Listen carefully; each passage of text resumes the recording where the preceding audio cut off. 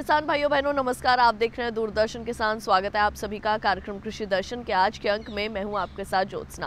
कृषि दर्शन एक ऐसा कार्यक्रम है जिसमें हम आपको खेती किसानी के संबंध में तमाम खास जानकारियां देते हैं।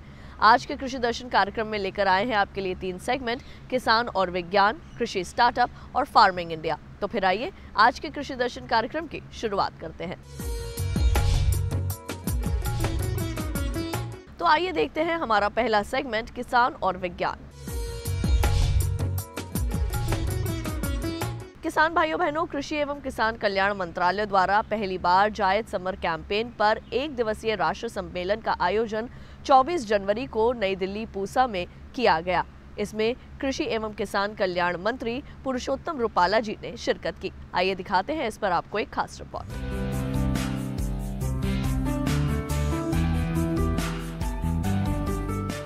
कृषि एवं किसान कल्याण मंत्रालय के द्वारा पहली बार जायद समर कैंपेन पर 1 दिवसीय राष्ट्रीय सम्मेलन का आयोजन नई दिल्ली के पूसा में किया गया। इसमें कृषि एवं किसान कल्याण मंत्री श्री पुरुषोत्तम रुपाला ने शिरकत की। जायद समर कैंपेन पर 1 दिवसीय राष्ट्रीय सम्मेलन के उद्घाटन समारोह को कृषि एवं किसान कल्याण मंत्री पुरुषोत्तम रुपाला ने संबोधित किया। उन्होंने हमसे अपने विचार साझा किए। भारत सरकार के कृषि विभाग का एक परंपरा रहा है कि रबी की सीज़न हो या खरीफ की सीज़न हो, तो पूरे देश के हर राज्य के अधिकारियों को और किसानों के साथ बैठ के उन दोनों सीजनों के लिए हम कैंपेन करते थे। उसका स्टॉक भी लेते हैं और अगली सीज़न के लिए क्या क्या आवश्यकताएं हैं, क्या क्या चैलेंजेस है और किस प्रकार का मार्गदर्शन ज़रूरी है, तो इनके लिए ऐसे कैंपेन हुआ करते थे। ये मुझे बताते हुए खुशी हो रही है कि ये ग्रीष्म की ऋतु के लिए भी ये पहली बार इस प्रकार का कैंपेन हमारे कृषि विभाग की ओर से हो रहा है। इसके चलते अब हमारी 3 रेंज आ जाएगी, तो ये थोड़ा बहुत ही स्पेसिफिक फोकस होगा।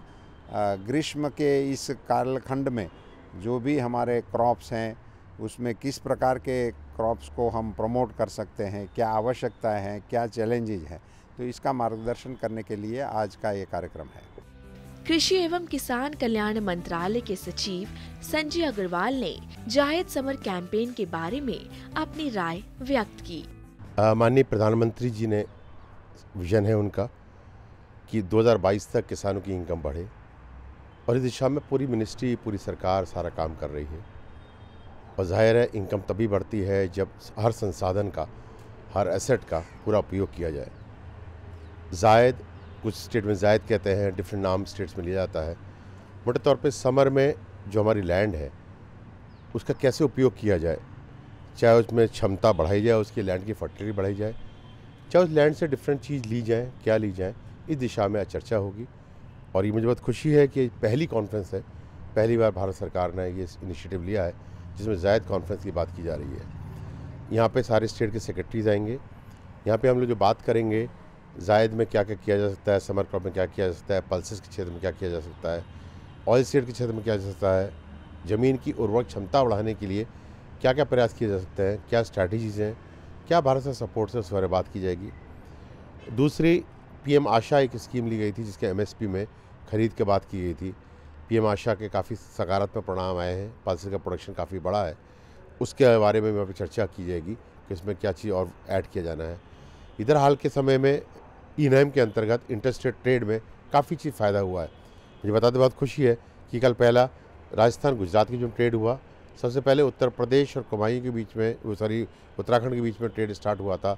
आंध्र प्रदेश तेलंगाना का सेकंड ट्रेड आया था, थर्ड स्टेट का आया था। तो इंटरस्टेट ट्रेड बढ़ना, इन सब चीज़ की बात करना, और बेसिकली ऑर्गेनिक फार्मिंग भी बहुत कुछ बड़ा उद्देश्य होता है। ऑर्गेनिक फार्मिंग से उसका वैल्यू बढ़ती है। उसमें प्रधानमंत्री परंपरागत कृषि विकास योजना के अंतर्गत काफ़ी काम हुआ है, उस पर भी काफ़ी चर्चा होने वाली है। तो काफ़ी सारी चीज़ें इस बेसिकली हमारी समर के लैंड का उपयोग इस समय के लिए राइस फैलो को यूज़ करना, उन सब पर बात की जाएगी। कृषि एवं किसान कल्याण मंत्रालय के कृषि आयुक्त ने जायद समर कैंपेन पर एक दिवसीय राष्ट्रीय सम्मेलन के बारे में विस्तार से चर्चा की। ये एक प्रकार का नेशनल कॉन्फ्रेंस है, ये कैंपेन है 2019 में जो है हम लोग पहली बार चला रहे हैं और अभी तक रबी और खरीफ फसलों को ही जो है हम लोग प्रोत्साहित करते थे, लेकिन रबी की कटाई के बाद और खरीफ की बिजाई से पहले का जो बीच का समय होता है उसको हम किस प्रकार से यूज कर सकें और किसान जो है अतिरिक्त आमदनी ले और उसमें जो है अतिरिक्त फसलों को उगाएगा। तो इस तरह की बहुत सारी फसलों का विकल्प है जो किसान के सामने है। इसमें बहुत सारी ऐसी जो दलहनी फसलें हैं जिसमें मूंग, उड़द ये सब आती हैं और इसके साथ साथ जो दलहनी फसलें हैं उसके अंदर तिल और जो समर ग्राउंडनट है और सनफ्लावर है, इसकी खेती की जा सकती है। साथ साथ में मिलेट्स जो है जिसमें समर बाजरा और समर मिलेट्स में जो फिंगर मिलेट है उसकी जो है खेती कर सकते हैं। तो इसमें क्या होगा कि जो ये हमारे पास 60 से लेकर के 100 दिन का समय है जो अलग अलग जगह पर उपलब्ध है, उसको जो है किसान जो है अतिरिक्त फसल लेकर के उसका प्रयोग करेगा और उसको अतिरिक्त फसल मिलेगी, उत्पादन मिलेगा और उसको लाभ भी मिलेगा। जब भी जायद की फसल को हमें लेना है तो हमारे पास जो सुनिश्चित सिंचाई की जो व्यवस्था है वो होनी चाहिए। तो उसमें कम पानी अगर थोड़ा सा भी है तो उसमें भी जो है हम लोग ये जितने भी मैंने आपको दलहनी और तिलहनी फसलों का और जितने भी हमारे कदान्न फसल हैं जिसमें मिलेट्स जिनको हम कहते हैं उन्हीं का चुनाव किया गया है जिनमें कम पानी की जरूरत पड़ती है। तो पानी की थोड़ी व्यवस्था होना ज़रूरी है जिसमें प्रोटेक्टिव इरीगेशन कम से कम जो है उसको उपलब्ध कराई जा सके। तो इरीगेशन पर भी चर्चा की जाएगी कि हम कैसे जो है जल उपयोग क्षमता बढ़ा सकते हैं और कम जल में जो है किस प्रकार से फसलों का चुनाव करके समर सीजन में जो है हम ग्रे कर सकते हैं। लेकिन बहुत सारे किसानों से और राज्यों से जो हमारे पास फीडबैक आया कि बहुत सारी ऐसी जगह जो हम लोग खुले एक प्रकार से पशुओं को छोड़ देते हैं जिससे कि फसल को नुकसान होता है और समर में किसान खेती नहीं कर सकते। इस तरह से बहुत सारे जंगली जानवर भी हैं जिनको जो है जिनकी वजह से जो ये समर का हम सीज़न है उसको उपयोग नहीं कर सकते। तो ओपन ग्रेजिंग और वाइल्ड एनिमल्स जो जंगली जानवर हैं उन पर भी जो इस पर चर्चा करेंगे कि हम कैसे उस प्रकार की व्यवस्था कर सकें। इसके साथ साथ ऑर्गेनिक फार्मिंग, क्योंकि बहुत सारे ऐसे शुष्क अर्ध शुष्क क्षेत्र हैं जहाँ पर इन सब चीज़ की खेती एक प्रकार के ऑर्गेनिक के रूप में भी हो रही है और वो लगभग नियर ऑर्गेनिक है, मतलब लगभग ऑर्गेनिक है। तो वो ऑर्गेनिक का भी जो है हम लोग लाभ कैसे उठा सकते हैं, क्योंकि ये जो जितनी भी दलहनी तिलहनी और मिलेट्स वाली जो फसलें हैं इनकी न्यूट्रिशनल वैल्यू बहुत है और एक प्रकार की देश में तो मांग है ही है, एक एक्सपोर्ट की मार्केट भी है इसके लिए जो रहती है। दलहनी और मिलेट्स के बारे में विशेष तौर पर एक्सपोर्ट मार्केट भी है जो ऑर्गेनिक की जो हम लोग अक्सर जो है बात करते हैं। इसके अलावा जो है मार्केटिंग, प्रोक्योरमेंट, इन सब बातों पर भी चर्चा की जाएगी। साथ साथ में ये देखा जाएगा कि जो प्रधानमंत्री परंपरागत कृषि विकास योजना है, प्रधानमंत्री फसल बीमा योजना है, प्रधानमंत्री कृषि सिंचाई योजना है, इन सब बातों पर भी जो है इस एक दिवसीय कार्यशाला में चर्चा होगी और राज्यों के साथ मिलकर के एक्शन प्लान बनाया जाएगा और उस एक्शन प्लान को जो है इम्प्लीमेंट सभी राज्यों में किया जाएगा, जिससे कि हम समर का जो है अतिरिक्त उत्पादन लें और किसान की आमदनी में भी इजाफा हो। और भारत सरकार की जो हमारी एक प्रकार का मैं ये कहूँगा जो फूड सिक्योरिटी को सुनिश्चित करने की बात है उसको भी सुनिश्चित कर सके। इन सब मुद्दों पर बात करते हुए जो है आज हम लोग पूरा दिन जो है इसी बात पर चर्चा करेंगे। इस जायद समर कैंपेन सम्मेलन में दलहन, तिलहन एवं मोटे अनाज के उत्पादन बढ़ाने के लिए विचार विमर्श कर रणनीति तैयार की गई। हम लोग हमेशा, आपको मालूम ही है, रबी कॉन्फ्रेंस करते हैं, खरीफ कॉन्फ्रेंस करते हैं और ये पहली बार है कि जो हमारे सेक्रेटरी साहब ने कहा कि हमें जायद कॉन्फ्रेंस भी करनी चाहिए, क्योंकि एक बड़ा एरिया रहता है जो कि संभावना है कि अगर हम ठीक तरीके से उसकी तैयारी करें तो जायद में वो क्रॉपिंग हो सकती है, समर क्रॉप्स, और उससे मतलब हमारे फूड प्रोडक्शन में काफ़ी फ़ायदा होगा। तो इसलिए इस कार्यक्रम का आयोजन किया गया है और पूरे देश भर से कई स्टेट्स आए हुए हैं, हमारे वैज्ञानिक भी हैं, सारे जॉइंट सेक्रेटरीज़ हैं, senior secretaries to government of India हैं। तो आइडिया ये है कि किस तरीके से इसमें हम इनपुट सही आ जाएं, क्रॉप सिलेक्शन सही कर लें, फार्मर्स फर्टिलाइज़र वगैरह सीड डिस्ट्रीब्यूशन सही हो, उनके जो जानवरों से उनकी फसल का प्रोटेक्शन करना है वो ठीक तरीके से किस तरीके से किया जा सकता है, ये सब चीज़ें डिस्कस करेंगे। प्रोडक्शन के बाद मार्केटिंग है, एक्सपोर्ट के बारे में भी आज इसमें डिस्कशन है कि एक्सपोर्ट पोटेंशियल क्या है। तो ये सब चीज़ें जो हैं वो इसलिए हैं कि इसका जो मैक्सिमम यूटिलाइजेशन है जायद सीज़न का वो हो जाए। जी, मुख्य रूप से कौन सा स्टेट और कौन से फसलों पर इसको फोकस किया गया? फसलें तो यही हैं हमारी, मूंग और मतलब वीट भी लेते हैं कुछ लोग, बेसिकली दालें लेते हैं, फिर मस्टर्ड है, तो वो तो डिस्कशन यहाँ होगा। और चीज़ें सब हैं डिस्कशन की, फर्टिलाइज़र है, सीड प्रोडक्शन है, कौन सी फसल ली जाएंगी तो स्टेट्स बताएंगे अपने अपने किस किस फसल में अगर उन्हें कोई ख़ास दिक्कत है तो फिर उसकी समस्या का समाधान होगा। साइंटिस्ट भी हैं डेयर से और हमारे अपने जॉइंट सेक्रेटरीज भी हैं। पीएम आशा एक जो हमारी नई है प्रधानमंत्री अन्नदाता आय संरक्षण योजना, उसके बारे में भी चर्चा होगी कि किस तरीके से जब फसल उत्पन्न हो जाएगी जैसे दालें वगैरह, तो दालों का और ऑयल सीड्स का आपको पता है कोपरा का हम लोग मिनिमम समर्थन मूल्य पे हम लोग खरीदी भी करते हैं, तो उसके बारे में भी यहाँ पे चर्चा होगी ताकि हर तरीके से एक तो प्रोडक्शन बढ़िया हो और उसके बाद में आय किसानों को अच्छी मिल सके। इसमें देश भर के विभिन्न राज्यों के कृषि अधिकारियों ने भी हिस्सा लिया। तो अभी आपने देखी ये विशेष रिपोर्ट। कार्यक्रम कृषि दर्शन में वक्त हो चला है एक छोटे से ब्रेक का। जल्द लौटेंगे वापस, आप देखते रहिए दूरदर्शन के साथ।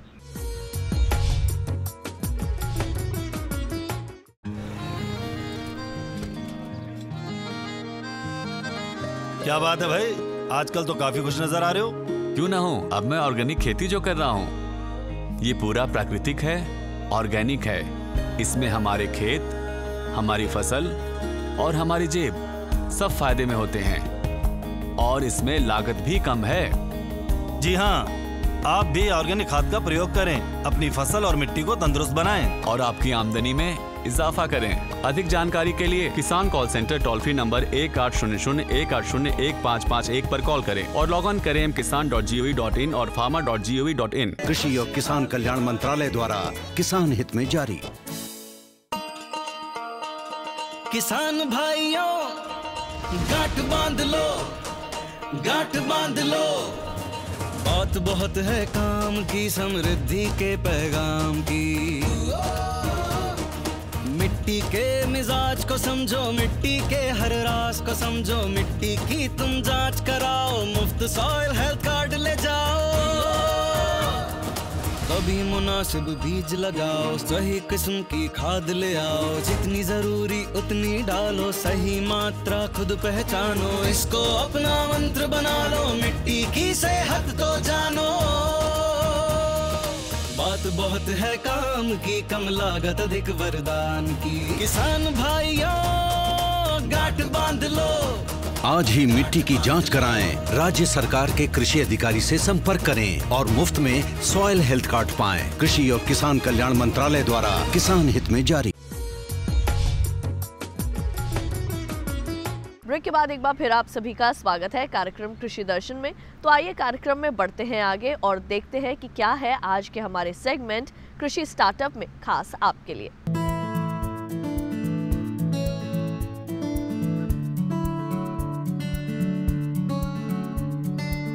ब्रोकली की खेती ठीक फूल गोभी की तरह की जाती है। इसके बीज व पौधे देखने में लगभग फूल गोभी की तरह ही होते हैं। ब्रोकली का खाने वाला भाग छोटी छोटी बहुत सारी हरे फूल कलिकाओं का गुच्छा होता है, जो फूल खिलने से पहले पौधों से काट लिया जाता है और ये खाने के काम आता है। फूल गोभी में जहाँ एक पौधे से एक फूल मिलता है, वहाँ ब्रोकली के पौधे से एक मुख्य गुच्छा काटने के बाद भी पौधे से कुछ शाखाएं निकलती है तथा इन शाखाओं से बाद में ब्रोकली के छोटे गुच्छे बेचने अथवा खाने के लिए प्राप्त हो जाते हैं। उत्तर भारत के मैदानी क्षेत्रों में जाड़े के दिनों में इन सब्जियों की खेती बड़ी सुगमता पूर्वक की जा सकती है। मेरा नाम रमेश कुमार वर्मा है। मैं ग्राम कासिमपुर, पोस्ट कासिमपुर, गोसाईगंज, लखनऊ का रहने वाला हूँ। हम अपने यहाँ broccoli, yellow squash, lettuce, iceberg, China cabbage और चेरी टमाटर, पकचोई, गोभी, मिर्च, इस सब की खेती कर रहे हैं। सब्जी खेती। ब्रोकली हम लगभग 10 साल से बो रहे हैं। पहले थोड़े शिफ्ट में करते थे, अब 2-2, 3-3 हज़ार पौधों की हर 10 दिन पर 15 दिन पर शिफ्ट लगाया करते हैं। इसमें हमें फ़ायदा ज़्यादा समझ में आता है, क्योंकि ये पहले एक कटता है, उसके बाद उसके कल्ले निकलते हैं, वो भी बिकते हैं, जिससे अच्छा खासा मुनाफा हो जाता है। इसको बेचने के लिए हम जो बड़े बड़े होटलों में जो वेंडर हैं उनके द्वारा उनको बेचते हैं, और इस बार तो हमें ASI के माध्यम से स्पेंसर में वहाँ बेस्ट प्राइस में भी देने को मौका मिला है। ब्रोकली का तरीका, जैसे गोभी अपने यहाँ गोभी होती है उसी तरह उसकी नर्सरी होती है, उसके बाद उसी दूरी पे ट्रांसप्लांटिंग भी होती है। हाँ, मतलब ये अपने यहाँ ठंडक के मौसम में होती है, जो नवंबर से ये फरवरी का महीना होता है, 4 महीने, इसी 4 महीने में यहाँ ब्रोकली होती है अपने यहाँ। और जिसमें खाद पहले नीचे गोबर की खाद डाली जाती है और यूरिया DAP भी कुछ इस्तेमाल किया जाता है। लागत मतलब अन्य फसलों के अपेक्षा कुछ थोड़ा ज़्यादा आती है, लेकिन उस हिसाब से इसका प्रॉफिट भी है। हम अपने यहाँ करीब 3-3 हज़ार की पौधों की 5 शिफ्टें लगाते हैं, जिसमें मतलब करीब वही 15,000 पौधा लगता है। खर्च भी इस पर आ जाता है करीब वही 35 से 40 हज़ार रुपये, लेकिन इसमें प्रॉफिट हमें करीब वही 2-2.5 लाख रुपये मिल जाता है इसमें। नहीं, इसमें जो जैसे कभी कभी जब कोहरा ज़्यादा पड़ने लगता है उसमें काले दाग आने लगते हैं, उसके लिए बायोस्टीन का छिड़काव किया जाता है। इसके अलावा हम येलो स्क्वैश कर रहे हैं, जो मतलब वो ये भी होटलों में बिकता है, और लेटूस करते हैं। येलो स्क्वैश एकदम वो जैसे अपना हरा कद्दू होता है वैसे वो पीला होता है, जो मतलब होटलों में मतलब चाइनीज़ सब्जियों में बनने के लिए वो इस्तेमाल किया जाता है। ये बुआई के 45 दिन बाद टूटने लगता है। अगर 15 अक्टूबर मतलब शुरुआत अक्टूबर में बोया जाता है तो ये 15 नवंबर तक निकलने लगता है। तो जो हम करते हैं ये सब्जी खेती 2 एकड़ में करते हैं लगभग, तो उसमें हम करीब 4 लाख रुपए बचा लेते हैं। 6 लाख के आसपास हमारा मतलब मार्केटिंग होती है, 2 लाख रुपए खर्चा निकलता है, 4 लाख रुपए। तो अभी आपने देखा हमारा सेगमेंट कृषि स्टार्टअप। कार्यक्रम कृषि दर्शन में वक्त हो चला है एक और छोटे से ब्रेक का। जल्द लौटेंगे, आप देखते रहिए दूरदर्शन के साथ।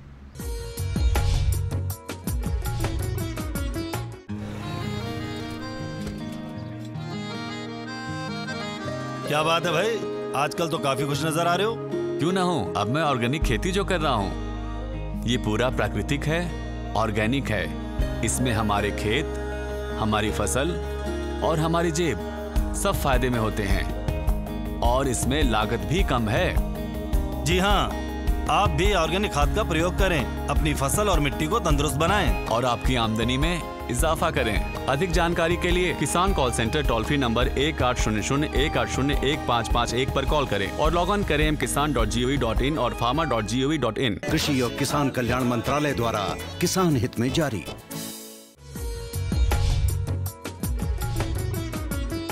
ब्रेक के बाद एक बार फिर आप सभी का स्वागत है कार्यक्रम कृषि दर्शन में। तो आइए कार्यक्रम को एक बार फिर बढ़ाते हैं आगे और रुख करते हैं हमारे अगले सेगमेंट फार्मिंग इंडिया का।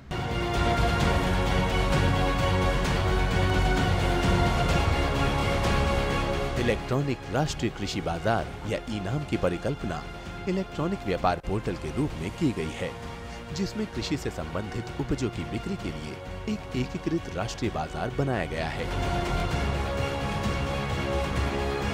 ई-नाम यानी इलेक्ट्रॉनिक नेशनल एग्रीकल्चर मार्केट एक वास्तविक बाजार है और इसके जरिए अब किसानों की उपज इंटरनेट पर भी बेची जा सकेगी।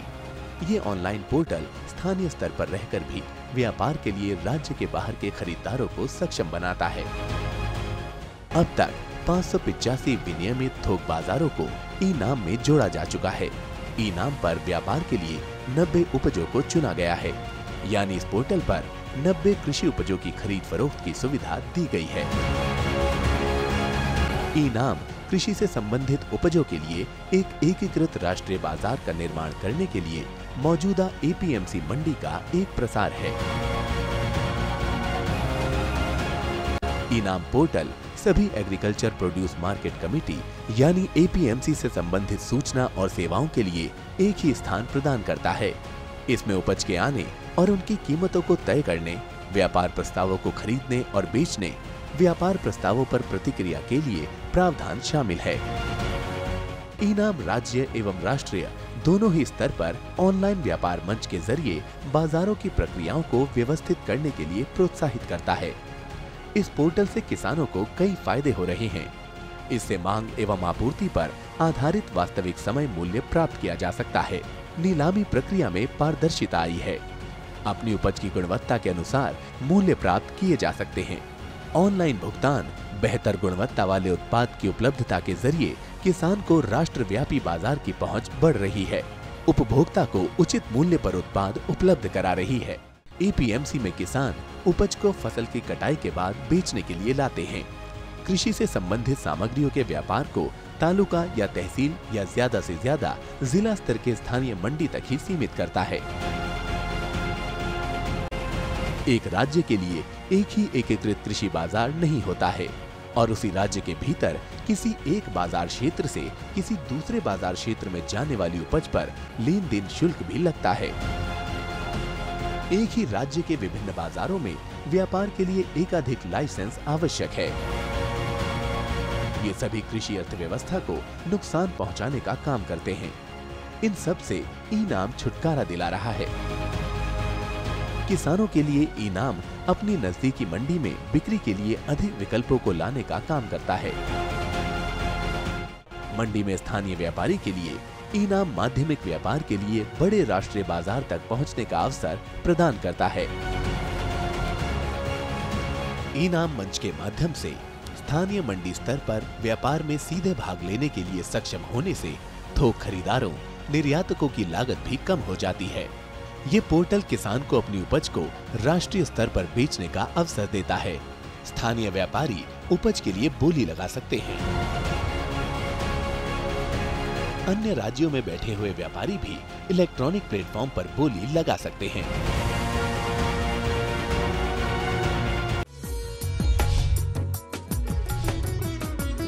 तो अभी आपने जाना कि आज के हमारे खास सेगमेंट फार्मिंग इंडिया में क्या कुछ लाए थे हम आपके लिए।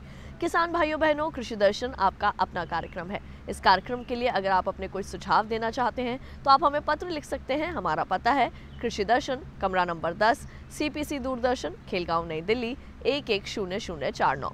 अगर आप हमें ईमेल करना चाहते हैं तो हमारा ईमेल ID है krishidarshandddk@gmail.com। तो किसान भाइयों बहनों, हमारे आज के कृषि दर्शन कार्यक्रम के इस अंक में केवल इतना ही। अगले अंक में फिर करेंगे आपसे मुलाकात कुछ और खास जानकारियों के साथ। तब तक के लिए मुझे दीजिए इजाजत और आप देखते रहिए दूरदर्शन किसान। नमस्कार।